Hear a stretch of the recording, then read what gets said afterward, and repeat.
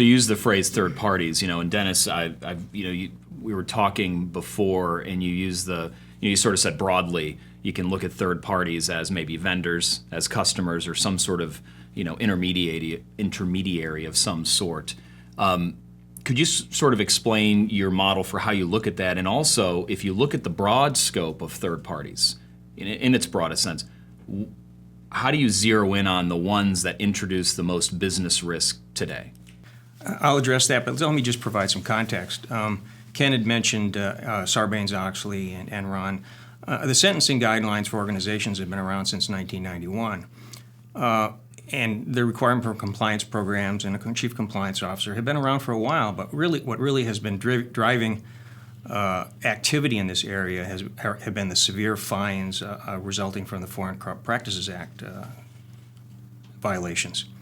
That has focused people's attention on third parties, be they vendors, customers, or third-party intermediaries, because the majority of FCPA violations involve third parties.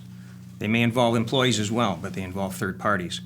So companies have begun to focus on third parties, and they've begun to determine the risk represented by third parties.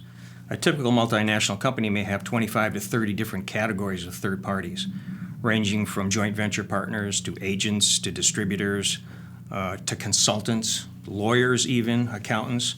And the approach they use is to determine a risk model because you can't really start vetting third parties and conducting due diligence on them until you determine the level of risk that they represent.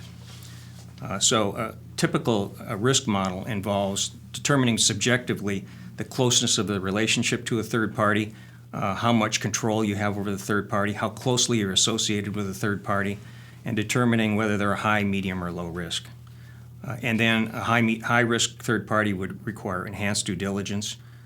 Medium risk would require maybe an open source investigation, and a low-risk third party may just require a Google check or an internal review or a global database check.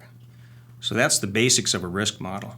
A risk model is necessary before you can even start vetting third parties.